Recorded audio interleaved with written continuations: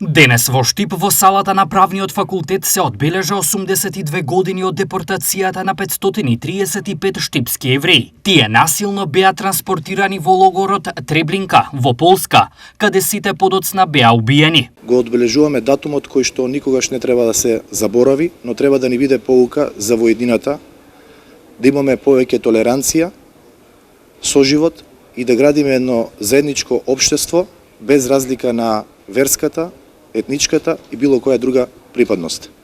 Нека овој ден ни биде поука да го изградиме нашето заедничко општество и нашата иднина.